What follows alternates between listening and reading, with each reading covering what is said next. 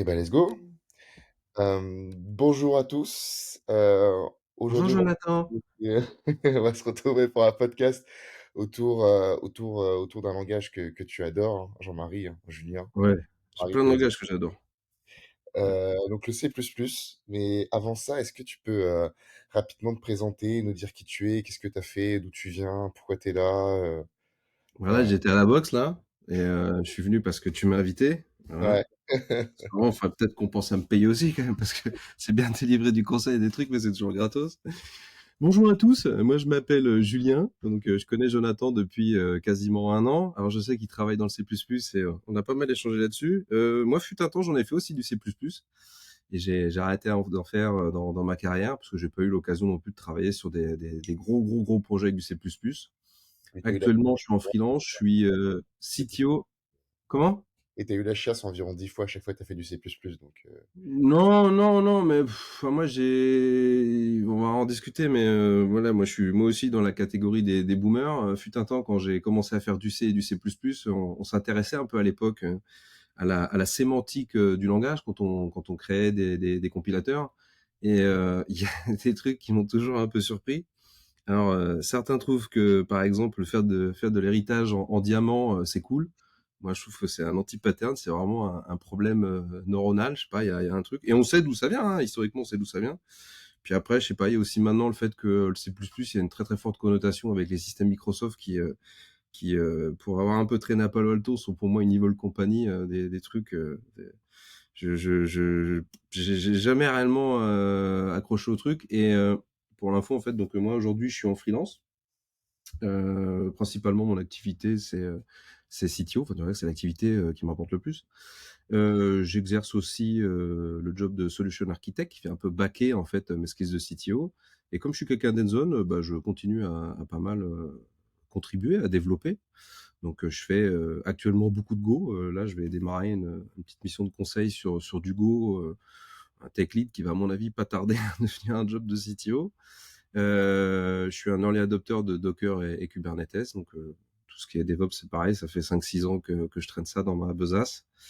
Kafka, Apigee très récemment, depuis une expérience euh, chez, euh, chez Ipsos, hein, un produit, un produit assez étonnant, mais je pense que ma dernière expérience à la BNP, ouais, je pense que on a un peu fait le tour hein, finalement là.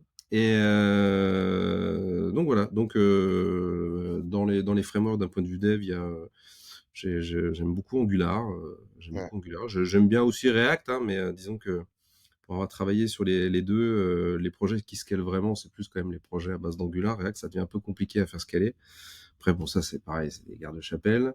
Ouais, j'ai Pour le entendu front et pour le back, très avec très forte connotation Java parce que ça fait plus de 20 ans que j'en fais. J'ai fait du JBoss, j'ai fait du Wildflight, j'ai fait du Tomcat, j'ai fait du Liberty, j'ai fait du WebSphere, du Webflow. Enfin bref, ouais, le Java Enterprise, j'en ai fait un peu dans tous les sens. Et je suis tombé donc dans le Go il y a 4-5 ans là en bossant sur Docker, enfin sur Kubernetes en fait, en codant mmh, un opérateur. Et puis bah, j'ai vraiment aimé le langage. Donc je sais qu'on a pas mal échangé tous les deux sur ce truc-là. ouais. Et donc voilà. Voilà, voilà. Le OK, C++, cool. la dernière fois que j'ai fait du C++ et du C d'ailleurs, parce que c'était deux projets, deux sous-projets chez un client, c'était pour justement développer une librairie en Go qui permettait en fait en Go de pomper ce qui avait déjà été codé en C. Ça avait aucun intérêt Ouais, voilà. Et en fait, comme manifestement ils se séparaient de certains assets C++ et qu'ils les remettaient en C aussi, j'ai dit bon, ok, ouais, très bien. ouais, Donc, clairement. Pour rebondir en plus par rapport à ce que tu as dit par rapport à Microsoft, je sais pas si tu as vu, mais il y a peut-être 6-8 mois de ça, peut-être un peu plus, ils avaient annoncé officiellement qu'ils arrêtaient toute page blanche en C++ et que maintenant ça a été foot en Rust. Je sais pas mhm. si tu avais vu la news qui était passée il y a quelques temps.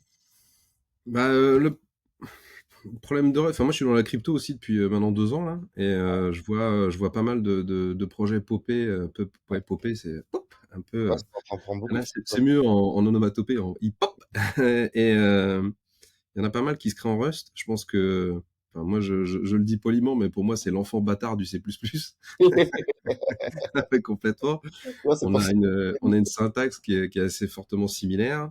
Ouais, Je pense que le C++ était peut-être plus facile à appréhender que le Rust. C'est un peu compliqué, je pense si on n'a pas des skills de software engineer de se lancer dans le Rust. Là où, allez, on va reprêcher pour la petite paroisse du Golang où, n'importe qui voilà, qui veut apprendre du code peut faire du Golang. On connaît d'ailleurs, on a un ami en commun tous les 2, un Scrum Master qui fait jouer avec du Golang maintenant, donc on voit bien que même si on a perdu le fil pendant un moment au niveau du code et du développement, il y a quand même plus de facilité à aller travailler sur du Golang ou même du TypeScript, hein, qui n'a rien à voir en tant que tel, mais que le Rust. Le Rust, ça nécessite quand même d'avoir des bons skills, quoi. Ouais. Ouais, quand même un petit peu, ouais. OK, Donc, bah, ouais, donc aujourd'hui, c'est vrai que c'est normal. Tu vois pas mal de projets qui étaient initialement faits en C++, qui migrent en Rust pour des ouais. raisons de maintenabilité, j'ai envie de dire testabilité aussi. De visibilité, ça c'est peut-être pas franchement là, c'est parce que je suis peut-être un détracteur du C++/Rust, mais je pense qu'il doit y avoir aussi une raison quand même. Il y a une façon de structurer les projets en Rust, Il y a parce une que vraie raison, hein. Pour le coup, tu sais très bien que je fais beaucoup de C++ et le C++ a tellement d'années de retard. Il y a des mmh, trucs aujourd'hui qui arrivent à peine, qui commencent à rester sur la communauté, mais dont d'autres langages l'ont développé depuis des années, hein. Je vais prendre un exemple, c'est un package manager. Ça mmh, paraît tellement bateau, mais en C++, putain, mais on a dû attendre mais une plombe pour avoir des trucs stables et fiables sur toutes les mmh. plateformes. C'est tellement triste, c'est tellement triste. Bah, tu regardes le code effectivement de Bitcoin, et des librairies, hein, on en C'est de avait parlé la merde. récemment, c'est exactement ça, La ouais, c'est merde, mais c'est déprécié, c'est mal foutu, c'est chiant à utiliser parce que c'est vieux, c'est du vieux C++ et il te tire vers le bas, enfin bon, enfin voilà. bah, je sais pas s'il tire vers le bas, mais il tire pas vers l'avant en tout cas, quoi. Tu vois? Ça c'est certain et Ouais, après, ça dépend des projets, ça dépend des tech leads, ça dépend de tout ça, mais ouais. moi j'ai un peu de mal, enfin c'est pas que j'ai pas un peu de mal, honnêtement, ça fait, 8 ans que je fais du freelance et je vois pas de projet, ex nihilo en C++, si ce n'est des projets, spécifiques comme des trucs en crypto, des trucs où voilà, il y a un besoin d'être, on va dire un peu bar métal, quelque part, voilà. Bon, Après, tu sais, tu aussi, des boîtes, qui sont, on va dire, un peu en retard, qui font encore du front en C++, hein, je t'ai déjà raconté ça, hein, c'était ouais, vrai. ouais, bien sûr, ouais, ouais, ouais. Il y a des Mais boîtes parce qu'en fait, si tu veux, après, c'est facile d'être le détracteur d'un truc ou d'un autre, quoi. Je pense que quand ça fait 20 ans que tu fais du C++ et que t'as fait le tour du truc, bon, bah voilà, tu te dis si j'ai du business, j'ai aucun intérêt à aller faire du Java. Moi, ce qui a fait que j'ai arrêté le C et le C++, honnêtement, c'est le Java, quoi. Et je fais, on compare des choses qui sont incomparables. C'est-à-dire, entre un langage qui est compilé et puis un truc, enfin, je parle du Java il y a 20 ans, ouais, t'avais le temps de tousser, le mec, il avait pas fini de dérouler sa boucle fork, tout le monde s'était déjà barré, quoi. Donc, c'était lent, voilà, puis même au niveau sémantique, c'était fastidieux, quoi. Mais ça fait partie des trucs qui ont bien évolué. Le ouais, truc, c'est que j'ai pas le sentiment qu'il y ait la même traction sur C++. Malgré le fait que quand tu regardes le ranking des langages les plus ouais. utilisés, il est revenu dans le plot de tête il y a pas longtemps, là. Ah oui, Et, c'est quoi tes hypothèses? Pourquoi il est revenu en plateau-de-tête, le C++, là? il y a plein de trucs. Moi, j'ai un pote qui est dans l'IoT, qui continue à faire du C++ dans l'IoT. Je sais que bon, bah maintenant, on bosse un peu ensemble de temps en temps. Je l'ai aidé il a compris que voilà, faire de l'IoT pour faire de l'IoT, c'est bien, mais à un moment donné, il y a aussi des services à greffer autour de l'IoT. Donc là, il a vu l'intérêt d'autres langages comme le Python, comme le Go. Ouais. La crypto, c'est vraiment un truc qui a pompé vachement l'année dernière, hein, sur Encore les beaucoup C++ profils. dans la crypto, honnêtement, hein. Ouais, ouais. Bah ouais, mais parce que c'est historique en fait. C'est Mmh. c'est historique. Il y a toujours cette guerre de chapelle entre les bitcoins maximalistes et les Ethereum maximalistes. Les bitcoins maximalistes, pour eux, Bitcoin c'est l'avenir et le C++ c'est l'avenir. Et puis les autres, bah c'est Ethereum c'est l'avenir et le Golang c'est l'avenir. Je pense qu'il y en a aucun des deux qui a raison, parce que de toute façon, dès lors qu'ils sont maximalistes, on va considérer qu'ils sont un peu extrémistes et donc ils réfléchissent pas nécessairement comme il faut. Mais il y a eu voilà, il y a eu une très très forte traction là-dessus. Moi, j'avais un pote qui avait lancé aussi un projet, une boîte dans le médical. Il était parti sur voilà, sur du C++, qui utilisait des assets qui avaient déjà été produits en traitement d'image en C++. Donc non, il y a un héritage sur lequel on peut pas cracher. On peut dire que le langage en tant que tel, il est un peu old school. Ouais, il y a quand même pas mal de trucs qui ont été produits, quoi. Donc Ouais. donc c'est un peu normal qu'il y a eu mais je pense que, enfin, faut regarder, C++ sur la durée, ça reste quand même un peu un truc en dents de scie, quoi. C'est-à-dire qu'à un moment donné, il faut trouver des bons profils, il faut trouver des profils seniors. Voilà, c'est pas un langage qui est facile à maîtriser avec toute la bonne volonté du monde. Mais On est clairement, tous moi, aujourd'hui dans des boîtes focus sur des REST API, des trucs comme ça. Et moi, je trouve que c'est un peu dénaturé le C++. Ça veut pas dire que ça permet pas de le faire. oui, oui, Ils oui, ont fait clairement. avec du C++. Mais c'est pas dans l'ADN du truc, quoi. Ouais. Là où, bah, je sais pas, je prends l'exemple du TypeScript, de Node.js, c'est l'ADN du truc, quoi, de faire des REST API. Hein, ça a été fait pour, hein, il y en a plein. Hein. Clairement, clairement, hein, tu sais, c'est truc tout con, mais en C++, si tu veux faire une REST API, tu vas chercher tes libs open source parce que déjà, il y a pas de composant network natif en C++ Ouais, déjà. c'est ça. Ouais. Faut déjà Mm. chercher tes libs. Et puis, si tu sors de Boostasio, je sais pas, ça fait combien de temps que t'as pas touché à des C++, mais si tu prends des libs qui sont déjà forcément basés sur Boostasio, bah, t'en as pas tant que ça, ils sont pas forcément compatibles sur toutes les plateformes. Et puis, Mm. tu vas vite sur un, tu te dis, mais tu prends tellement de temps à créer un programme qui fait un truc, mais qui te paraît Ouais. tellement simple. Ouais. C'est. Bah ouais, mais en même temps, si tu veux, tu trouveras forcément des gens qui sont C++ friendly qui diront, mais en même temps, c'est quand même l'avantage, ça. On a quand même le choix de faire ce qu'on veut, on peut coder ce qu'on veut. Et en fait, je pense qu'aujourd'hui, il y a beaucoup de boîtes qui commencent à se rendre compte que quand tu passes à l'échelle, faire ce qu'on veut et compagnie, c'est bien, mais on n'a pas envie de perdre du temps, quoi. Bah On, non, on avait bossé sur un truc récemment tous les deux où on devait faire un JWT handler. Ouais, bon, bah, le JWT, c'est natif dans tout un tas de trucs maintenant. Il y a tout un tas de librairies. Là, on avait bien constaté tous les deux que c'était difficile de trouver une librairie qui était trustable, quoi, pour le JWT. Donc, c'est pas le mindset. C'est bah pas le mindset. il n'y Tu veux avait faire pas. de la perf, tu veux faire comment dire, des traitements, tu veux être bas niveau, tu veux pas du tout de garbage collector parce que pour toi, c'est le diable incarné. Ouais, c'est cool. Maintenant, le problème, c'est que aujourd'hui, la plupart des projets qui se lancent, bah, c'est le principe un peu de l'hexagonal, quoi, de l'architecture hexagonale. Donc, il y a plein de dimensions. Il y a plein de dimensions dans lesquelles je pense que le C++, c'est pas le meilleur choix, quoi. Ça veut Non, pas dire que c'est un mauvais choix en tant que tel. Encore une fois, tu prends le background des mecs, tu prends leur expérience, tu prends l'ancienneté enfin, tu prends aussi l'historique de la boîte, ce qui a été fait avant. mm, Bah, des fois, le C++, évidemment, tu vas pas embaucher un clown que tu as trouvé sur Internet qui fait du Golang, qui va te développer une merde. C'est normal de truster les mecs avec lesquels tu as l'habitude de bosser. Mais quand tu introduisais le truc en disant c'est un langage de boomer, le C++, bah en fait c'est pas tant ça, c'est plutôt un truc de psychorigide, quoi, comme les mecs qui faisaient du réseau à l'époque et quand tu leur parlais de VLAN, les mecs pétaient un câble. Tu leur parlais de machine virtuelle, ils pétaient un câble. Donc ouais, à un moment donné, il faut évoluer avec son temps, quoi, tu vois. c'est vrai, je suis vraiment d'accord avec ça. C'est vrai que les développeurs C++, généralement, que je rencontre, c'est vraiment bah, des personnes qui sont très strictes, C'est des anciens nazis, qui- ça a été démontré. Ça a été démontré. Ah ouais, Ouais, c'est bon, je crois que il y je a pense un truc connu à faire pour ça. Ils que les ont tous condamnés, les mecs. Les composés se sont barrés, tu sais, en Argentine. Ils continuent à faire du C++ depuis là-bas, les salauds. ça commence à déraper. Toujours à la communauté des fans du C++. Ah putain. Mais c'est vrai, mais en plus, ça me permet de rebondir par rapport à quelque chose que tu as dit tout à l'heure. C'est aujourd'hui, Ça, c'est parce que tu t'appelles Bruel. Tu voulais rebondir là sur la vanne des nazis, c'est pour ça. Et ah, c'est obligé. moi, ouais, c'est Elle bon. était, Parce que elle là, était plus chère. c'est fini. Mon podcast, il est shadowban par Spotify Ah dès ouais, c'est obligé. Le mettre nulle part. Tu fais que des bips. qu'il est mort. Oh la vache. Bon, on va parler d'LFI quand même. Ah, Mélenchon, allons-y. Au secours. Ah, bref, une Mais, belle digression là. mais ouais, mais du coup, par rapport à CP, je me disais, mais comment inboarder un junior pour faire du C++ aujourd'hui? Est-ce qu'un junior serait vraiment intéressé? Inboardé ou onboardé? Onboarder, excuse-moi. Ouais, tu fais ce que tu veux. Tu l'inboardes si tu veux.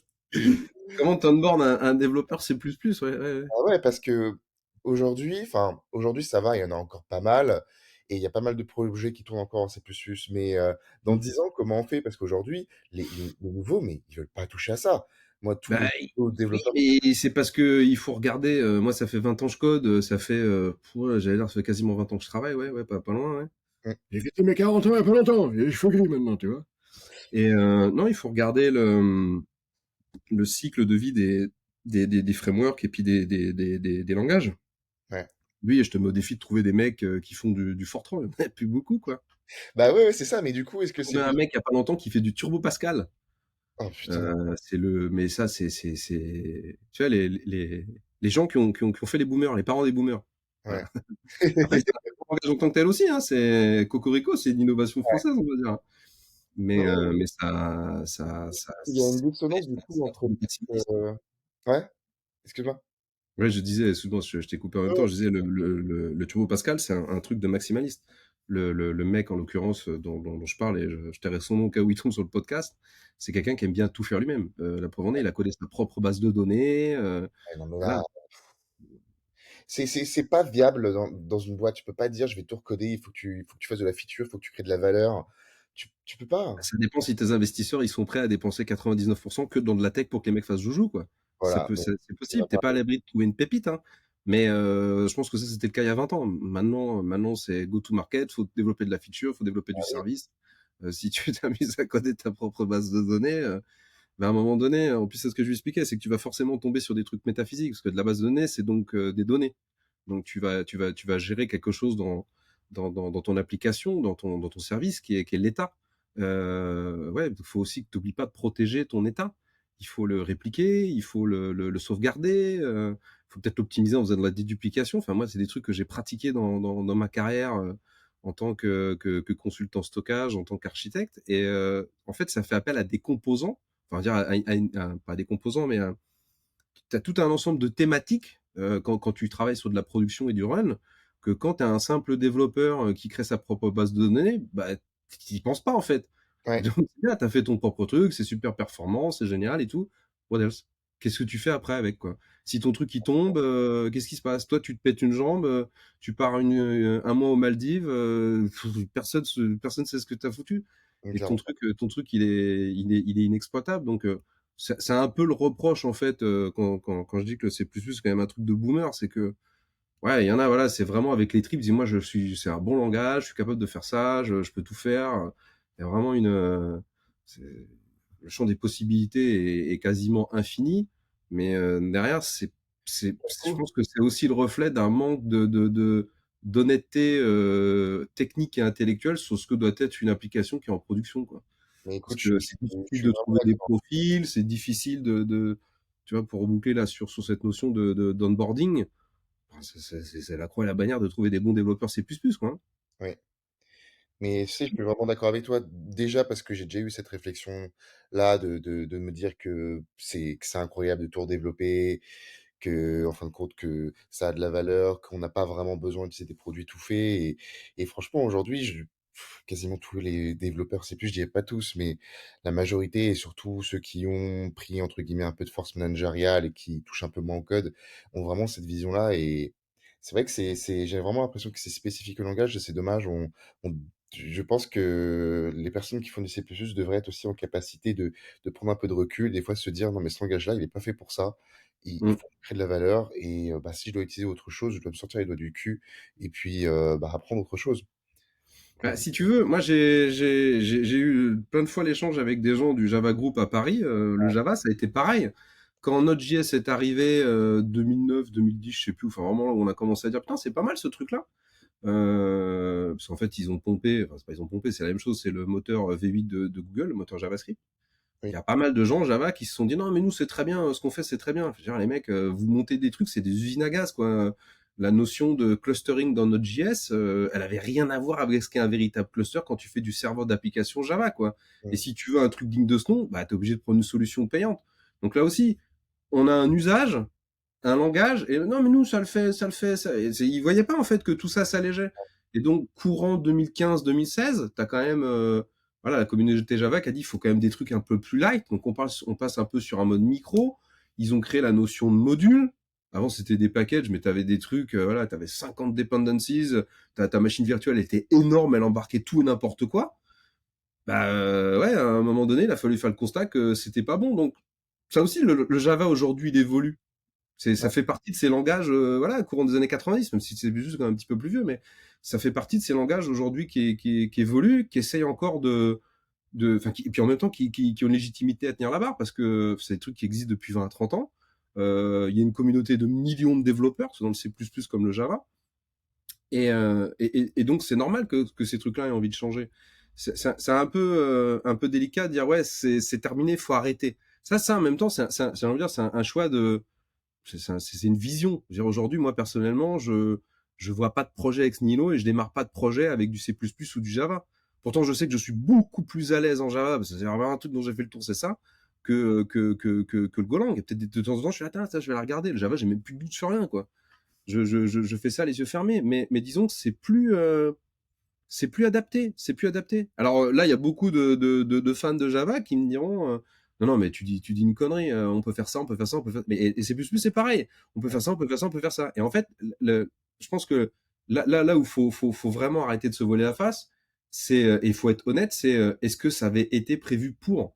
Parce que comme tous les produits que tu crées, je veux dire, tu prends l'exemple du moteur thermique et du moteur électrique, tu sais que je suis un fan de voitures électriques maintenant. Voilà, tu peux dire à BMW, les mecs, faites de l'électrique. Bon, bah, ils vont faire des belles bagnoles électriques, mais ils font de la merde. Mmh. T'as quand même Tesla qui a 10, 15 ans d'avance parce qu'ils ont un software, parce qu'ils ont une mécanique de pensée.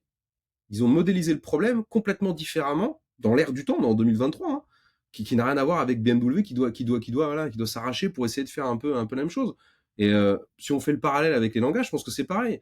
Dénaturer l'usage du C++ et du Java en le remettant en perspective avec les nouveaux usages, c'est bien, oui, bien sûr qu'on peut faire. La question, est-ce que ça va durer longtemps comme ça et quel est l'impact sur les projets de façon générale et sur les gens? Voilà.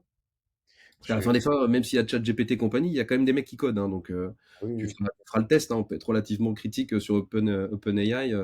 Ah bah, toi, Tu tu prends peux apprendre. ChatGPT, tu lui demandes de te coder quelques trucs en C++, c'est plutôt pas trop mal. Hein, C'est moi, j'ai testé avec un peu de langage, c'est plutôt pas trop mal. Je pense que pour faire, comme on disait, des tests unitaires, des trucs comme ça, c'est pas mal. Après, manque la petite étincelle humaine, petit truc, le petit état de l'art, quoi. Mais le truc un peu, voilà, le côté un peu artisanal qui fait vraiment la différence. Mais voilà, on est aujourd'hui sur des usages qui sont complètement différents mmh, de ce qui se faisait à l'époque. Et je pense que voilà, c'était des technos qui étaient bien à leur époque, qu'on peut toujours utiliser aujourd'hui, mais qui sont, à mon sens, plus trop dans l'air du temps, quoi. D'où Rust par rapport à C++, ouais, qui a fait voilà un merge un peu de tous ces écosystèmes. Ils ont pompé un peu le même truc que Go. Hein. Go, tu avais la modularité du Java, entre guillemets la puissance du C et du C++. C'est quand même un langage qui est compilé. Et puis tu avais une sémantique, donc une grammaire qui était facile à appréhender comme le Python. Après, moi j'aime bien mettre le quatrième, le JavaScript dedans, parce qu'il y a des mécanismes aussi comme l'enclosure que t'as pas dans les autres langages et que tu retrouves un peu effectivement dans le Golang. Rust, ils ont fait la même chose, quoi. Ils ont repris comme ça ces trois dimensions, puis ils ont refait un truc où là, ouais, par contre, l'héritage est quand même plus orienté C++, malheureusement, que Python. Et ça, c'est chiant, quoi. Puis il y a ce côté, il n'y a pas de garbage collector. C'est vrai qu'aujourd'hui, depuis 10 ans, la plupart des gens qui sont formés, ils sont formés à des systèmes où voilà, on leur apprend qu'il n'y a plus trop besoin de se faire chier avec la mémoire, il y a un garbage collector. Les mecs savent même pas ce que c'est que des weak references, tout le monde s'en fout maintenant, quoi. On code des trucs et puis, je veux dire, on est à l'ère de la conteneurisation. Euh, Moi, je vois énormément de projets conteneurisés avec Docker où derrière, il y a rien qui se passe pour que l'appli ou le service fasse un shutdown propre.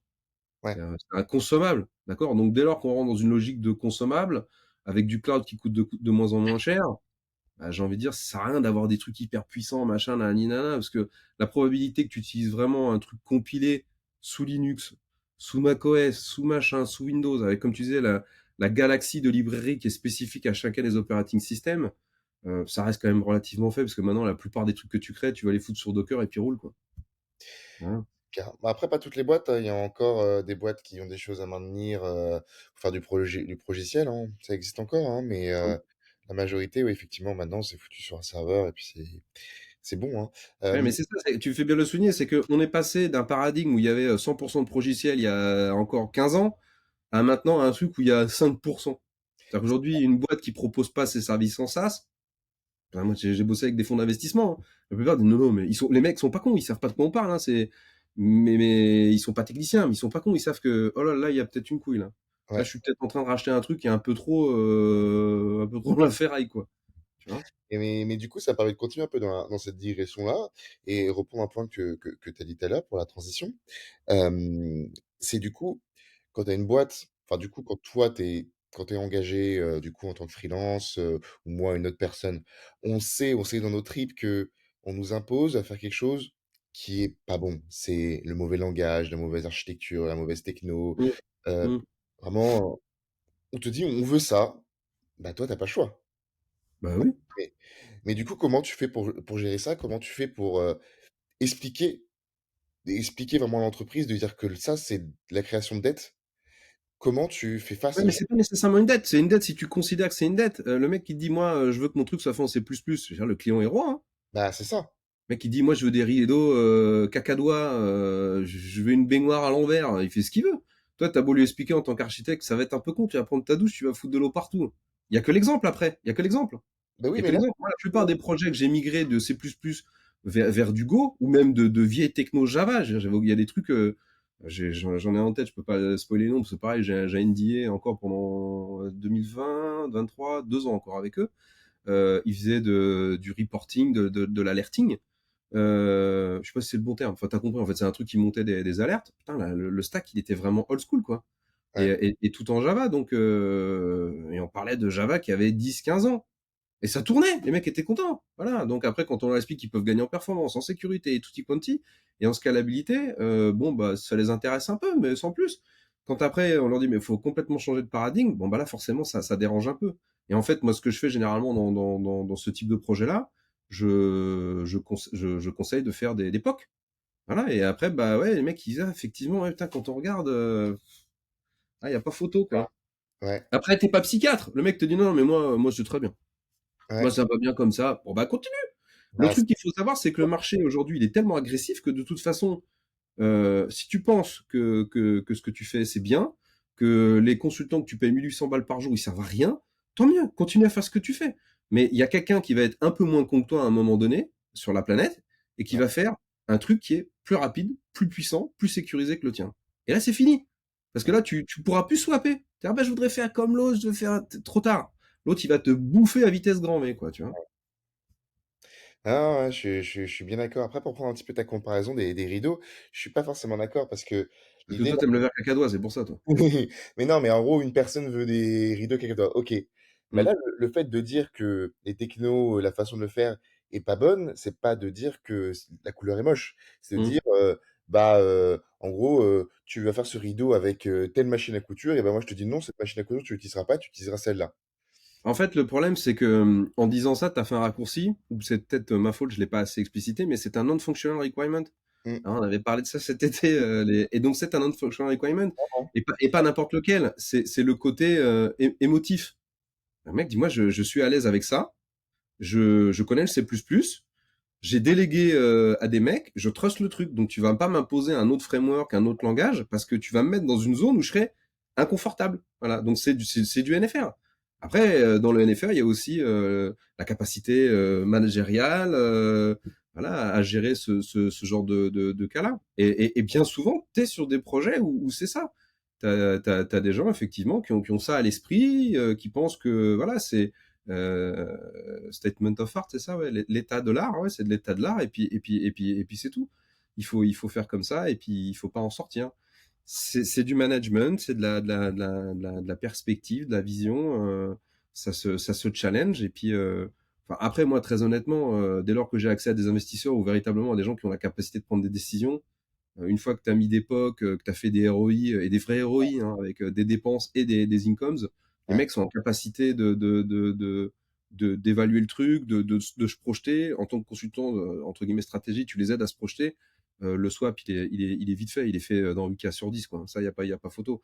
Mais après, les 2 cas qui restent, euh, ça s'entend. Ça s'entend, ça s'entend. Le seul clairement. warning que tu peux dire, c'est, moi, en tant que consultant, je dis faites attention, parce que ça suit pas la tendance, ça suit pas la tendance. Et après, c'est pour ça qu'aujourd'hui, tu as encore beaucoup de demandes en Java, beaucoup de demandes en C++, même beaucoup de demandes en JavaScript tout court. C'est parce que tu as des trucs qui ont été montés, qui sont des usines à gaz, qui sont plus maintenables, et on continue à payer des mecs pour le faire.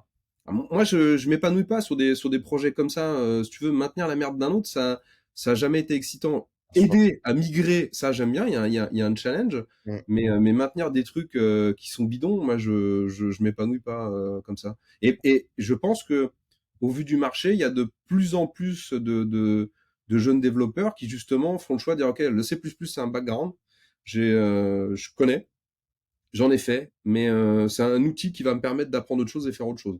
ouais. Et moi, j'encourage, tous les jeunes développeurs effectivement à travailler ça, à travailler de la veille technique, voilà, on parlait de DevOps, on parle de plein de trucs. Faut pas s'arrêter à: «Je fais du C++ et je fais du C++». Dans 20 ans, tu seras un excellent développeur C++, mais tu seras limité, d'un point de vue carrière, quoi. Ah Voilà. bah, complètement, hein, tu clairement obligé. Mais c'est vrai que le C++, c'est même pour même te dire le C, je trouve que c'est des langages qui sont super pour commencer, pour apprendre ce que c'est la Ouais, programmation. ouais, Vraiment pour ouais. commencer, hein. Je vraiment juste dit dans un cadre pédagogique et je trouve apprendre à gérer la mémoire, c'est des langages où pour le coup, bah, c'est top, quoi. Ça t'oblige vraiment à Après, je m'inscris un peu en faux là-dedans parce que, enfin moi, je viens de l'université de Marne-la-Vallée qui s'appelle maintenant la fac de Gustave Eiffel. mmh, J'entretiens de très, très bonnes relations avec leur staff. ouais, Et j'ai un de mes meilleurs potes, avec qui j'ai mangé justement hier, on échange souvent là-dessus, notamment sur le plan pédagogique. Et bah, faut pas oublier non plus que, bon là, s'ils l'entendent, ils vont me déglinguer, mais tu as quand même pas mal de mecs qui sont, à l'université et qui font le même taf depuis 20 ou 30 ans. oui, Donc eux, ils maîtrisent le C, ils ont aucun intérêt à apprendre le Golang, quoi, tu vois? bah, clairement. Donc quand moi je me pointe, je dis: «Non, je pense qu'on peut descendre un peu quand même les mecs, là, les tas de trucs que vous leur faites faire, apprendre ce qu'est une fonction récursive, tu pas besoin de le faire en C, tu peux le faire en Golang, quoi». Toujours. Voilà. C'est tout, parce que donc c'est vrai que c'est un peu compliqué parce qu'il faut aussi compter là-dessus, enfin il faut aussi prendre ça en considération, le fait que, d'un point de vue, universitaire et formation de façon générale, c'est des gens dont c'est la vocation, d'enseigner. Certains sont bons pédagogues, d'autres le sont pas. Je pense que le bon pédagogue, il aura à un moment donné, voilà, il va peut-être à un moment donné se poser la question, dire: «Est-ce que ce que je suis en train de leur apprendre, il est vraiment up to date ou pas?» Pour le savoir, faut qu'il soit confronté à la réalité du travail, hein. Ouais, Et c'est le problème qu'ont beaucoup d'universités. Alors fort heureusement, je prends l'exemple de l'université Gustave Eiffel, enfin, il y a des mecs qui ont fait Cassandra, des mecs qui ont fait Docker, et tutti quanti, je t'en passe. Des mecs qui ont bossé chez Spotify, des mecs qui ont bossé chez Netflix, qui sont actuellement en plus, hein, dans la vallée en train de bosser, qui sont des anciens de la fac de Marne-la-Vallée et qui alimentent un peu, ce prisme de: «Eh les gars, faut changer parce que il y a que chez vous que vous utilisez ça, quoi. Le reste du monde, j'ai un ami là qui est indien. Je le forme un peu à Solidity, qui est un langage de programmation pour, des ouais. smart contracts d'Ethereum. Et ouais, il y a une rapidité là-bas d'adaptation que je pense qu'on n'a pas en France, quoi. Je trouve, honnêtement, je trouve encore dingue qu'on apprenne le C, le C++ pendant 5 ans à des élèves en France. Non, non, ça, je te confirme, mais pour le coup, ça me paraît rebondir, bah, du coup, aux formations déjà premières que je donne et aussi à la formation que j'ai eue quand j'étais plus jeune. Et personnellement, moi, j'essaye de reproduire un petit peu ce module-là parce que ce modèle-là, parce que je le trouve pertinent. C'est-à-dire, Mmh. c'est commencer de manière extrêmement restreinte avec des langages très bas niveau. Donc, Mmh mh. bon, faire du C. Je parle pas de faire du C pendant 5 ans, je parle de faire quelques modules de C pour apprendre les bases. Ah mais dans ce cas-là, fais de l'assembleur. Fais de Mais l'assembleur. Et moi, j'avais un pote chez IBM, il me disait: «Moi, à l'époque, j'ai commencé avec des cartes perforées et l'ordinateur, il était aussi grand qu'un terrain de foot». Eh ben, ça, c'est un truc de boomer. On s'en fout. On s'en fout. J'ai à un moment donné, ces trucs-là doivent disparaître, quoi. mais Il faut qu'ils soient classés dans la case archive. ouais, C'est mais tout. tu sais, du C, en réalité, quand tu fais du C++, tu as besoin d'être un bon développeur C. Et en réalité, Ah même si... bah, alors là, tu prêches un convaincu. Je suis pas tombé dans le C++ par hasard, hein. Le pont venait du C d'abord, hein. Ah oui, Et c'est après, tu fais: «Putain, c'est vachement bien le C++, le C, c'est chiant, en fait, quoi». Ah c'est un ouais. des gros avantages et des défauts du C++, c'est qu'en réalité, tu dois maîtriser. Pour moi, je considère que dans le C++, il y a trois langages. Il y a le Mmh. C, il y a le C++ old school, donc le C++, hein, donc 98 et même un peu 11. Ouais, qui ressemble un peu à du C, mais en objet, ouais. Bah, alors ça, c'est l'héritage, Et du coup, en réalité, tu as besoin de maîtriser 3 langages qui sont quand même ouais. assez différents avec des paradigmes de programmation. C'est ça, Et des c'est fois, ça. quand tu arrives sur du langage legacy, enfin bon, bref, je dégrisse ça un petit je dégrisse ça un petit peu. Mais, pour revenir sur la formation, moi, je considère qu'il faut commencer bas niveau, monter très rapidement avec moins de restrictions avec du C++ et puis très vite, balancer. C'est ce que j'ai fait, c'est commencer avec des langages un peu plus simples à comprendre, faire par exemple un petit peu de gaming avec du C#, puis après commencer à aller dans du web avec du JS, Mmh mh. avec utiliser quelques frameworks, faire du front, faire du mobile. Et c'est vraiment avoir cette courbe de progression qui démarre très bas. Pour aussi apprendre Linux, ça paraît être con, mais si Mais là, tu c'est plus les bacs plus 5, c'est les bacs plus 20 qu'il faut aussi.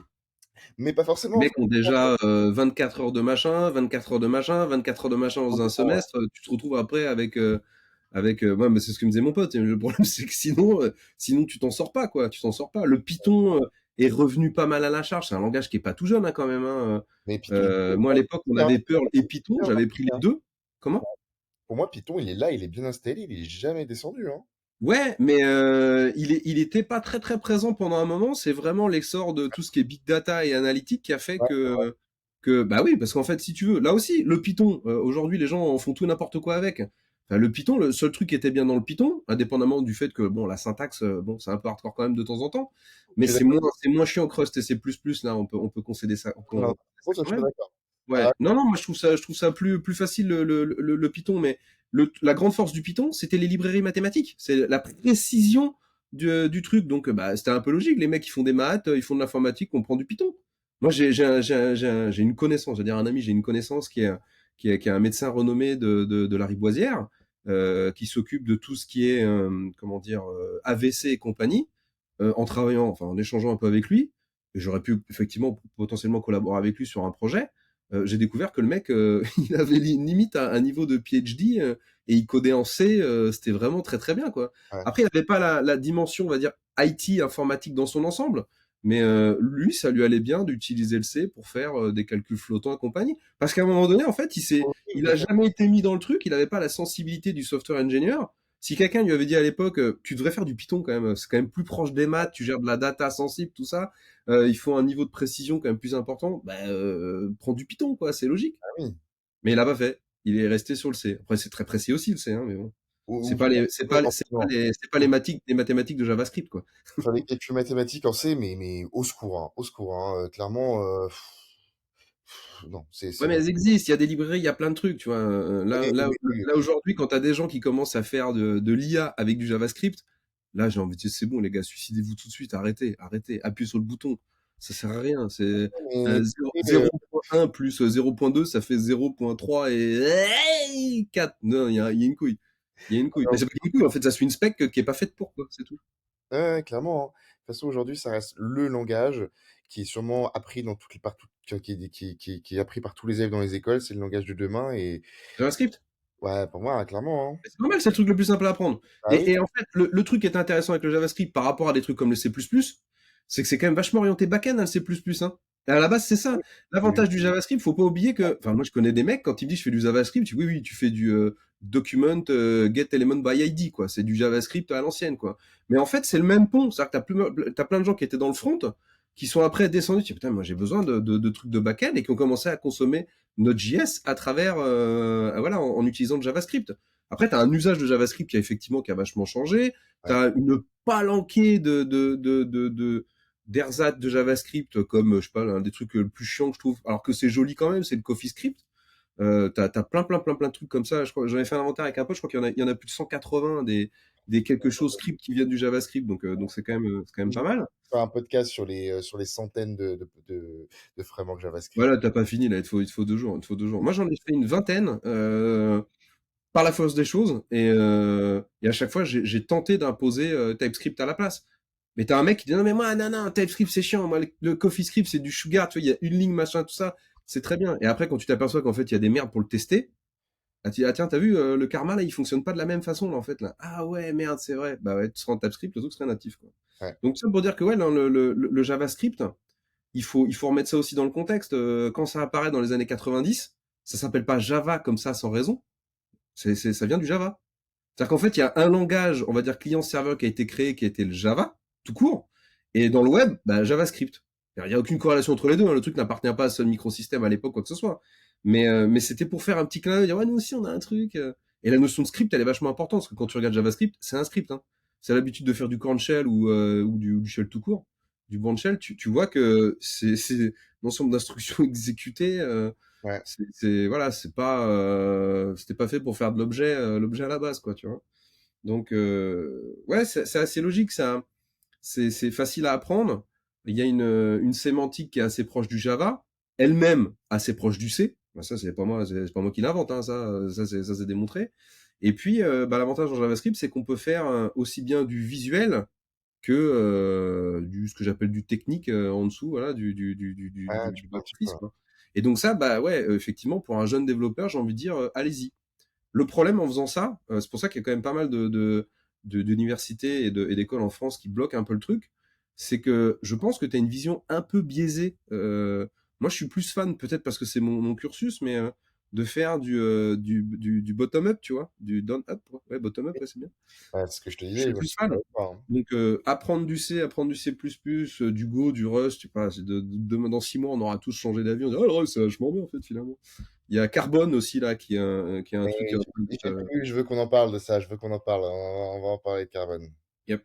Donc, non, moi, ça me choque pas que les gens aient envie de faire du JavaScript parce que c'est visible. Ouais, Mais il y a un côté, voilà, il y a un côté, on voit tout de suite des résultats, quoi. C'est ouais. pas, ouais, j'ai codé un truc, t'as vu, avec, c'est du blanc sur du noir en invité de commande. C'est dégueulasse, ça, tout ça crade, C'est tu clairement vois. dégueulasse, hein, ouais. Mais le C++, Tu sais, le dev coucou, il est, voilà, il est pas. quand je parle, tu sais, au dev JS de manière générale, je me rends quand même compte qu'il y a quand même vite une différence de niveau quand même, de vraiment de comment ça marche en interne, de ce qu'il y a derrière le code, et même encore si on parle après de TDD et d'outils, tu te rends compte que bah C'est un ok, vrai Hugo. c'est facile, mais ouais, Non, c'était pas prévu pour. Moi, j'avais je sais pas s'il est pas décédé d'ailleurs, hein, faudrait que je me demande à mes autres potes, ça fait longtemps que je l'ai pas vu. Un très vieux professeur d'algorithmique, ouais. il nous expliquait qu'à l'époque, tu devais payer à Jussieu quand tu compilais ton code. Il dit: Quoi? «Vous avez de la chance quand même, tu vois? Vous avez quand même de la chance». Et en fait, ils avaient à l'époque une façon de coder, Ouais, notamment en C, voilà, qui était en c'était parfait, quoi. Les mecs faisaient des trucs, ils avaient été, on va dire, traumatisés dans leur chair et dans leur porte-monnaie, plus spécifiquement, par le fait qu'ils pouvaient créer des segfaults ou des trucs comme ça. Alors que nous, on s'en foutait royalement, quoi. ah oui, Mec, voilà, segfault. Printf coucou, printf, je suis là, printf caca, voilà, on mettait des conneries comme ça, et on faisait du debugging à l'époque comme ça. Puis petit à petit, effectivement, bah, les usages industriels ont commencé à arriver, et bah, il va peut-être falloir faire autre chose que du debugging avec des proutes, des cacas, des totos à droite à gauche, pour un truc un peu plus professionnel. Donc tu as des trucs qui sont venus se greffer, mais ils étaient pas natifs au langage, en fait, ouais, tu vois. Et tout est comme ça. Quand tu as abordé le TDD, c'est exactement ça. C'est un truc qui l'était un peu en Java, avec JUnit et compagnie. JUnit, ça fait un peu, un peu à la 50 Cent, ça, tu vois. Mais finalement, ça fait plutôt JUnit que JUnit, ouais.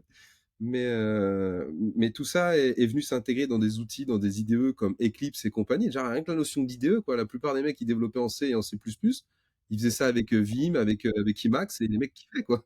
mais Tu tu vois? sais, dans les devs C++, j'en connais plein qui codent encore avec Imac et Vim, et moi, Mm. à chaque fois, je discute avec eux, mais j'ai beau leur expliquer, tout ce qu'ils gagnent avec un IDE et le Ah, c'est une temps. perte de productivité incroyable. Là, t'auras beau dire, ouais, mais je suis trop balèze. Non, non, c'est de la merde. Mais en vrai, ils sont ultra à l'aise avec leur outil. J'ai jamais autant Ils maîtrisé. le sont, mais tout seul. Mais bah oui, voilà. Aujourd'hui, t'embauches pas un mec, t'embauches une équipe, quoi, hein. Oui, Donc, ouais, c'est un peu compliqué. C'est là où le Java est vraiment venu un peu balayer tout ça. Et comme je te le disais, je reprends l'exemple du Go. Quand tu codes, bah, tu peux coder comme tout le monde. Tu fais ton petit main.go, et puis voilà, tu fais ton module principal, tu fais ton petit truc. L'état de l'art maintenant, c'est un peu quand même de faire du TDD. Donc tu auras tendance à avoir ton main underscore test.go à côté. Ok, tu vas tester tes petites ouais, fonctions, et tu peux surcharger ça avec des benchmarks, du code coverage, de la perf et tutti quanti. C'est naturel en fait dans ce que je vais appeler le framework Go, quoi. ouais, Et ça, effectivement, quand tu présentes le truc, ouais, c'est pas mal. Là, c'est pas mal parce que d'un point de vue CI/CD, QA, DevOps, tu mélanges un peu tout ça. Tu dis, oui, c'est vrai que c'est quand même pas mal, quoi. Ça répond vraiment à un vrai, à un vrai requirement, ouais. surtout quand on passe en production, quoi. Ouais. Et tu sais, par rapport au TDD, pour faire une digression par rapport à ça aussi, c'est vrai que moi, honnêtement, tu es la première personne avec qui j'ai parlé en vrai qui sait réellement ce que c'est le TDD, qui l'a pratiqué, et tous mes collègues dans mes, Ah, mais j'ai balancé ça comme ça, mais je sais pas ce que c'est en fait, hein, le TDD. dans mes à peu près 8 ans d'expérience. C'est pour faire intelligent, tu vois. Je rentre de la boxe, j'ai pris des coups, moi, je suis même pas là, en fait. À la base, j'allais faire de la pâte à sel pour le cadeau de ma mère, tu vois. Je vais lui faire, tu sais, mon pied dans la pâte à sel pour les 40 ans, elle va kiffer. 43. J'allais dire une saloperie, mais bon, on va se calmer Avec tranquillement. ma mère. Non, tu connais bien ma mère, toi aussi? Non, non. Ah, le salaud. Ça peut dire que même dans les entretiens, j'ai passé des entretiens, j'ai passé des entretiens avec des boîtes qui voulaient m'engager, des grosses banques et tout, mais on te dit le TDD, on n'y croit pas. En réalité, les mecs, ils savent pas vraiment ce que c'est. Les devs, ils savent à peu près ce que c'est, mais ils l'ont jamais pratiqué. Et c'est très simple à comprendre, mais si tu le pratiques pas, tu comprends pas vraiment la puissance et toutes les Ouais, impacts sur ton après les grosses banques, comme tu dis, enfin moi j'en ai deux que je connais bien. L'une c'est rouge et noir et puis l'autre c'est vert. Ouais, Euh, En fait, c'est des structures éclatées en plein de trucs, tu vois. Et il y a toujours des guerres de chapelle dans ces trucs-là. ouais, Et, c'est et- et malheureusement, je suis désolé, mais c'est du darwinisme. Si à un moment donné, tu dis non, mais moi, je veux pas faire de TDD, machin et tout, il y a une équipe qui montrera comment elle a réussi à délivrer en un temps record, comment elle a réduit ses pannes, ses machins, comment elle a amélioré sa maintenance de façon générale, comment de fait les métiers trustent plus cette entité et elle va prendre le lead sur les autres. Et le TDD aujourd'hui, c'est deux banques. Ça s'est imposé, même la Bred, tous ces trucs-là, le TDD, c'est imposé. Après, ce qui est frustrant en fait, c'est de se dire merde, j'avais raison quoi. Les mecs, tu leur dis depuis 10 ans et ils y allaient à reculons. Mais maintenant qu'ils y sont, c'est même devenu au-delà d'une culture, c'est une religion. C'est-à-dire que on te fait faire du TDD pour tout et n'importe quoi, on te fait tester des trucs. Moi, un truc que j'ai du mal à comprendre, c'est quel est l'intérêt de faire du 100% de code coverage. ça ne sert à rien. Ça ne sert à rien. Il y a des gens qui te diront si, si, si, si, si, si. Mais enfin, moi, à l'usage, il y a même des trucs, tu peux arriver à 120%. Parce que tu vas tester des cas qui arriveront potentiellement jamais. Ou même, tu te fous de les tester, quoi. Alors moi, le code coverage, je trouve ça super intéressant, mais alors déjà le chiffre, je m'en fous. Le chiffre, j'en ai rien à foutre. Non, non, après, faut être conscient que si t'es à 10 ou 20%, il y Oui, a un non, problème. Ça merci, oui, reflète quand oui. même un problème dans le TDD, ça, déjà. Évidemment, mais moi, ce qui m'intéresse dans le code coverage, c'est avoir tout simplement le tri du code source, de ce qui passe Mm, et qui ne va pas dans mon code.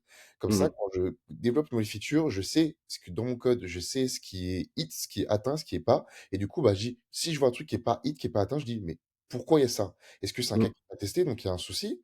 Ou Ouais, alors, c'est ça. est-ce que dans son code, on n'a pas besoin? Bah, vire-le. Tu Tu rajoutes boucles tu rien. boucles par rapport au TDD. Normalement, tu es censé faire ton plan de test, tes tests. Exactement.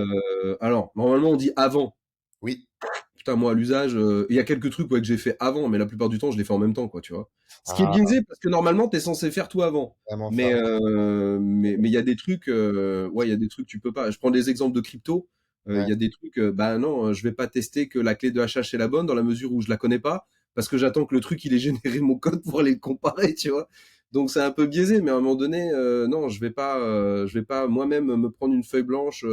Long comme le premier étage de ma maison, pour me faire une clé primaire. Et là, non, je suis obligé de générer une information et après de la corréler. Après, moi j'ai l'habitude de dire que c'est pas grave cette approche-là si on commence à faire comment on appelle ça déjà là, du volume en fait. C'est bête à dire, mais si tu codes ton truc et que tu fais un test et que ton test tu le fais tourner 100 000 fois et qu'il a pas planté, a priori, c'est pas trop mal. Pas trop mal. Attention, ça dépend. Hein. Si tu fais des tests trou égale trou, ouais, aucun intérêt, aucun intérêt. Là, c'est clair que tu peux même faire 1 million de fois le test. Le test est biaisé par le fait que, en fait, le comportement que tu as été mettre dans ton code, il était bidon à la base, quoi. Ouais. Mais non, il y a un juste milieu entre vraiment être un puriste et faire complètement les tests, définir complètement les tests, et donc le plan de test avant de coder, versus faire un peu des deux. Voilà. Je pense qu'il vaut mieux dans cette approche-là de faire un mixte plutôt que de dire je fais carrément pas de test. Et il y en a beaucoup qui font encore ça. Hein. Ah oui, alors déjà, il y en Je a fais carrément pas de test, beaucoup quoi. Je qui fais pas de test unitaire, je fais pas de test d'intégration, ouais, ça fonctionne et puis je trace mon truc. Ouais. ouais. Déjà, il y en a beaucoup qui font pas de tests. Ensuite, il y a un deuxième niveau des développeurs qui font des tests sur les setters et getters. J'ai envie de les tuer. C'est le pire, ça génère juste du code pour rien, ça sert à rien du tout. Ça dépend. Ouais, Moi, setter, ça, getter, ça dépend de la structure de données qu'il y a en dessous. Je prends l'exemple, tu vois, d'un truc comme Angular. Moi, j'ai quand même tendance à tester un subscribe sur un observable pour vérifier que l'information qui est dans l'observable, bah, elle y est bien, quoi, tu vois.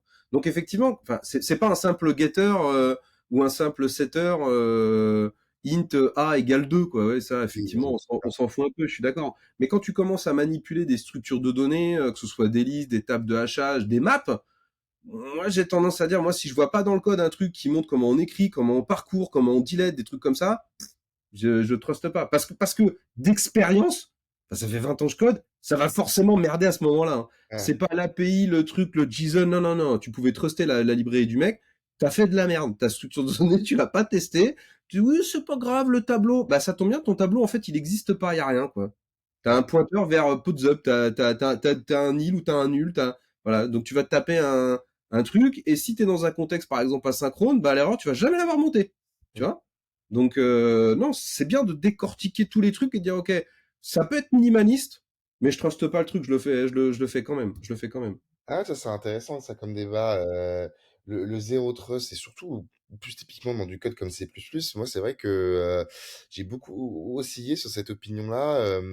Au début, je m'en foutais, puis après, j'ai eu une vision très dure où je me disais, mais vraiment, je truste rien, rien, jamais rien. Ouais. Je vérifie tout, tout le temps, tout Mmh, le temps. mmh mh. Ouais, Et maintenant, j'ai plutôt une vision un peu entre les deux où j'essaye de réfléchir, à penser à mon contexte, à la manière dont c'est écrit, et du coup, ça c'est m'emmène ça. aussi au test, à la manière dont c'est utilisé.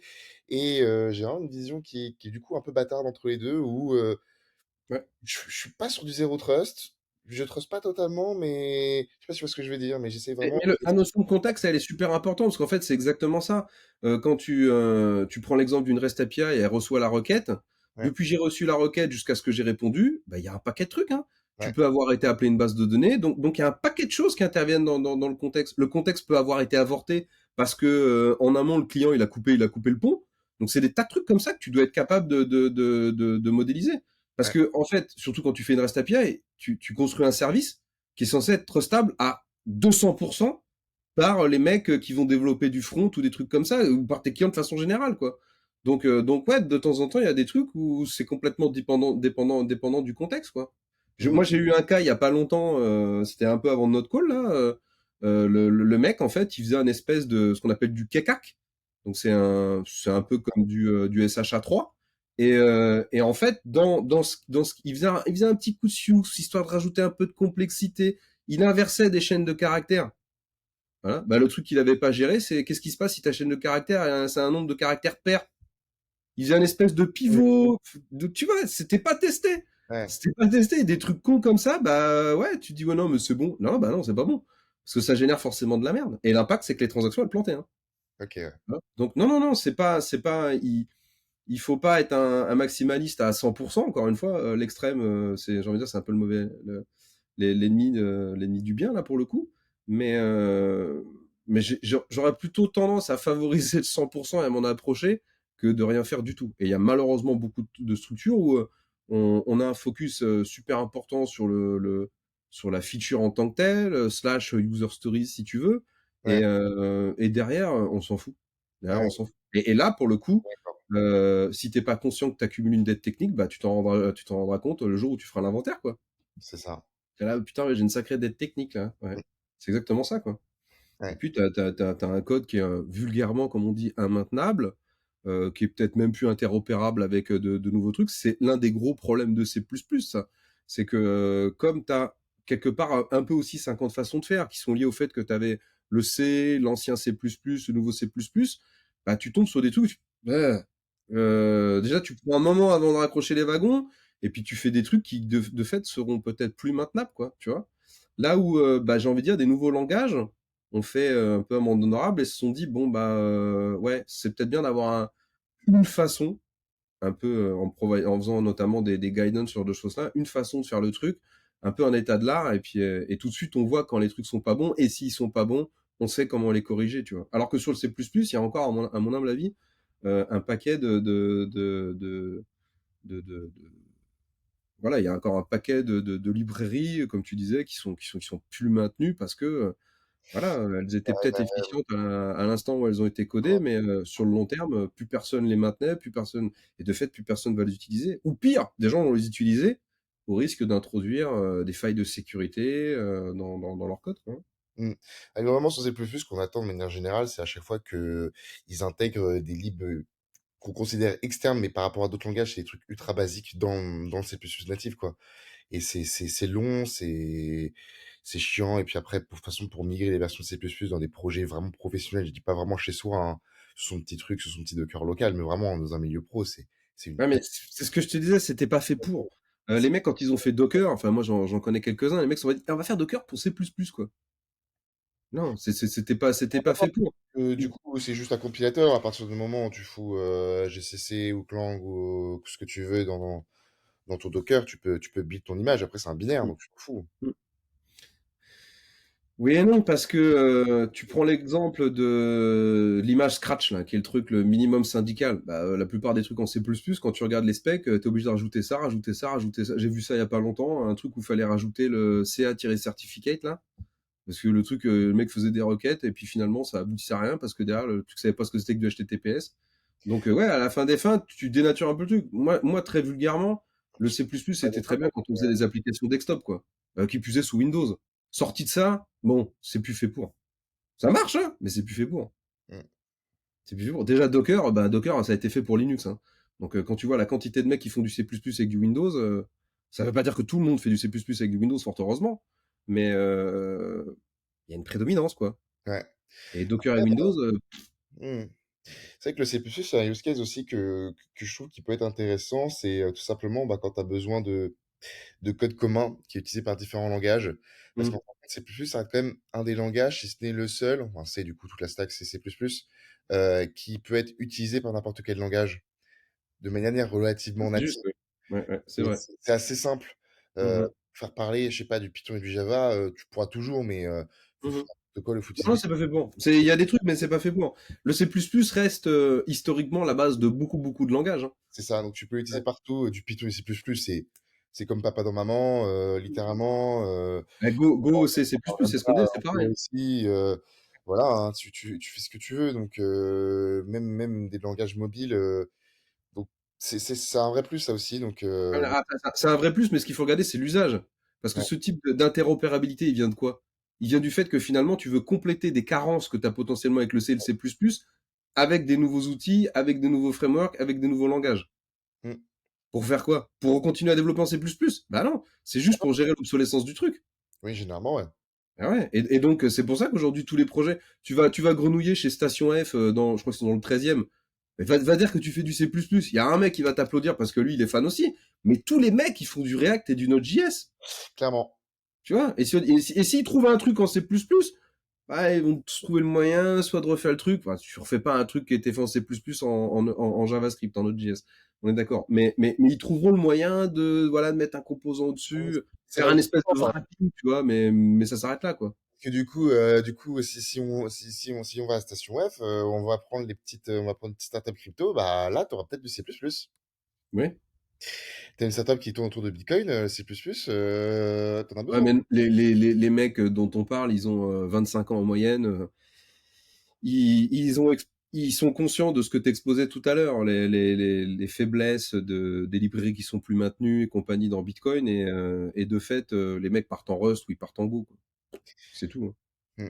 Voire même, j'ai découvert ça, Tezos en OCaml, tu vois. Non, il y a des mecs qui sont audacieux. Quoi. Oh là là. Franchement, je pense que OCaml, c'est sûrement le pire langage que j'ai fait. J'en ai pas fait longtemps, mais c'était une Ouais, souffrance. j'ai eu 4 moi, quand j'en ai fait. T'as fait Bon, quoi? parce qu'en même temps, je bossais sur un autre projet, donc j'avais pas le temps de faire mon projet d'OCaml, mais j'ai eu 4. Ouais. Putain. Spécial. Ok. Eh ben écoute, ça va faire une petite heure là. Moi, je te propose bah, qu'on s'arrête là. Écoute, je pense qu'il y a encore plein de sujets. Ça pourrait être sympa aussi, peut-être qu'on fasse un épisode sur Carbone, parce que ça m'intéresse beaucoup ce que sont en train de faire Google là, pour voir s'ils vont vraiment Mm. remplacer C++. Et du coup, quelle serait la place de Go et de Rust si vraiment tu as un gros langage comme Carbone qui vient. Qu'est-ce qui peut se passer? Ça peut être intéressant. Après, Google, faut se méfier. Hein. Là, tu vas me dire, tu prêches pas trop pour ta paroisse, mais enfin Angular, il commence à repousser parce qu'il y a vraiment une traction aujourd'hui là sur le marché là. Ouais. Et ils recommencent un peu à pousser, ils remettent du market, ils refont plein de trucs, ils remettent ça un peu dans le Google I.O. C'était vraiment un truc qui était sous les radars, mais ils repartent un peu. Il y a des tas de langages qui ont été créés et des tas de trucs qui ont été faits par Google qui ont disparu du jour au lendemain. Donc, je pense que moi, j'ai regardé un peu la genèse de Carbone. Donc on a encore du temps, hein. Comment? La première vraie release, c'est 2024-2025, donc on a De encore. Carbone. Ouais. Ouais, ouais, non, non, bah, c'est ce que je voulais dire. Effectivement, on est quand même un peu sur des phases expérimentales. Et est-ce que véritablement ça trouve son usage? Ah, Si tu veux, mmh, les C++ killer, ça va, fils? Je suis en conférence, là. C'est la fête à la maison. Tu sais, tu me vois parler, mais bon. Ah là là. Donc, excusez, il m'a coupé cet indien. Ouais, des C++ killers, il y en a eu plein, quoi. Alors, après, effectivement, ceux qu'on retient là sur le court terme, ça reste Rust et Carbone, mais moi j'avais un peu sorti ça de mes radars, mais je sais qu'il y en a, il y en a eu d'autres, quoi. Il y en a eu d'autres. Après, en fait, enfin, c'est la loi du marché, quoi. C'est l'usage et le marché qui fait que les trucs disparaissent ou pas, quoi. clairement. Donc, demain, React est un peu en train de perdre de la vitesse. Il y a d'autres trucs comme Svelte qui émergent. Voilà, c'est C'est vrai tous que ces ça peut trucs-là. De toute façon, c'est le front. Le front, ça a ça va toujours été très rester, petit, hein. jusqu'à dans 10, 15, 20 ans, ça va être, le bon pépère qui va pas bouger et les autres vont monter, descendre, on sait pas, hein? Peut-être. Et c'est pour ça que tu vois, c'est ce que tu dis là pour conclure est pas mal. C'est que c'est exactement ça. C'est le bon pépère qui va pas bouger. Ouais, Mais moi, je suis désolé, mais la plupart des profils C++ que je connais, c'est ça. ils sont C'est des âgés. bons pépères qui ont pas bougé, quoi. Ouais, c'est ça. Donc, et la plupart des mecs que je connais qui ont mon âge, qui continuent à faire du Java en freelance ou bah, c'est des bons pépères qui n'ont pas bougé. Ouais, Ils sont restés dans leur truc. Et quand les mecs, tu leur parles de Docker, de machin, d'autres trucs, quoi. C'est, même. ouah la vache, comment tu connais plein de choses, dis donc. Non, quand même. Non, c'est juste qu'à un moment donné, si tu fais toujours le même type de mission et que tu es content de faire ça, tant mieux. Moi, j'aime bien aller découvrir d'autres trucs, travailler sur d'autres problématiques. Tu vois, j'ai bossé avec Ipsos, j'ai trouvé assez séduisant le fait de faire de la PG, alors que j'avais fait du Tyke et du Kong dans d'autres missions avant. Donc, c'est bien. Est-ce que c'est pour autant une techno que je vais après valoriser?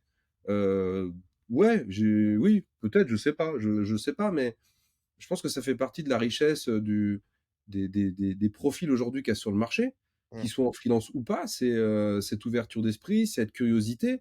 J'ai merde, le principe d'un ingénieur, si on réduit le software ingénieur à l'ingénieur classique, c'est quand même trouver des solutions à des problèmes, quoi. Donc, si on te demande de construire un pont qui a pas les matériaux, bah, tu te démerdes, quoi. c'est Tu ça. fais. Et le problème du C++, c'est que les mecs, ils vont avoir tendance à, t'inquiète, il y a des bambous, on va se démerder, on va faire ça avec de la terre. Donc ouais, ils vont faire un truc, ça va durer 2000 ans, hein, bien sûr. À la fois, il va falloir 2000 ans pour faire le pont, et puis une fois qu'il est fait, il bougera plus pendant 2000 ans. Ça, c'est vrai. Mais tu vois, on parlait la dernière fois de cette notion de pattern. Bah, le C++, c'est pas pour conclure là-dessus, sans être trop péjoratif, c'est pas vraiment un langage de boomer. C'est plus, on va dire, un langage qui est aujourd'hui maîtrisé par des gens qui sont proches de la case boomer, ça c'est clair. Euh, mais euh, mais c'est pour moi c'est plus un langage d'avenir, quoi. C'est Ouais. plus un langage d'avenir parce que même s'il y a des nouveaux trucs aujourd'hui comme l'intelligence artificielle, comme la blockchain, comme quoi d'autre, enfin, je sais pas, il y en a plein, l'IoT, des trucs comme ça. Le C++, pour moi ça me paraît pas logique pour ces trucs-là. Mmh. C'est pas le truc qui me vient à l'esprit. C'est pas le truc qui me vient à l'esprit. Quand tu regardes, c'est vrai que en tant que, j'ai envie de dire software architecte, le premier truc qui vient généralement à l'esprit de beaucoup de gens, c'est Java. Parce que Java, t'as ça, t'as ça, t'as ça, t'as ça, t'as ça. Après, c'est la grosse usine à gaz. Donc, Et si tu veux. encore, hein, ça va, c'est un peu en perte de vitesse, mais bon. Enfin bon. Ah, ça a repris un peu avec, comment dire, macro profile. Ils ont un peu cassé les specs de Java Enterprise et ils sont arrivés, déjà, de par l'évolution du langage Java et donc de la machine virtuelle Java, ils sont quand même arrivés maintenant à un espèce de trade-off où voilà, t'as du code Java qui tourne sur des trucs qui font quelques kilooctets, quoi. Mmh. Ça marche bien sur du Raspberry, du Raspberry, des trucs comme ça. Non, c'est Raspberry. Ouais, je sais plus Raspberry Pi, Ouais. je sais plus comment ça s'appelle. Bah, tu vois Oui, oui, je vois, c'est les petits serveurs là. Raspberry Pi. Et donc là où encore une fois, il y a pas plus tard que 4 5 ans, la plupart des mecs codaient directement des trucs en C++ ou en Rust sur ces trucs-là. Regarde Ledger, ils ont pas codé leurs trucs en Java, quoi. Ils se Mmh. sont dit c'est normal d'avoir un langage qui est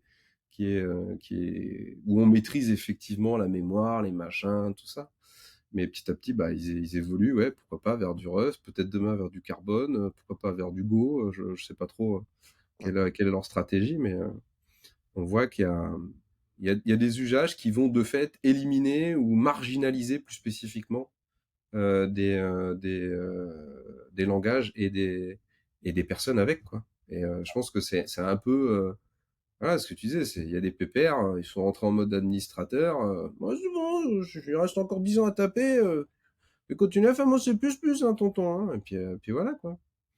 Et Ouais. ça, bon, bah, ça après chacun fait comme il veut, mais si, faut pas s'étonner qu'après tu sois pas sur des projets, innovants, avec, une belle visibilité, je prends, tu vois, l'exemple d'une boîte que j'aime bien qui est Ariani, ils ont un stack technique qui est de la balle parce que le CTO, c'est un mec qui est clever quoi, qui est intelligent et qui a, voilà, qui a misé sur les bons frameworks, sur les bons langages pour pouvoir, s'inscrire sur la durée, quoi. Et puis Mmh. sur la scalabilité, ils ont explosé à une vitesse incroyable, quoi. Donc aujourd'hui, eux, ils ont pas spécifiquement de problème de recrutement, hein, parce que le stack, il est bien, le stack, il est maintenu, il est clair et puis ils arrivent à trouver des profils, voilà. Alors que s'ils avaient fait des trucs en C++, du sol au plafond, Good luck, ouais, hein. ça aurait été compliqué, quoi. Ouais. Complicado! Yep.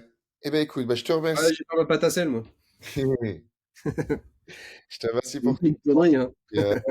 et et puis à très vite. Salut, salut! Bye.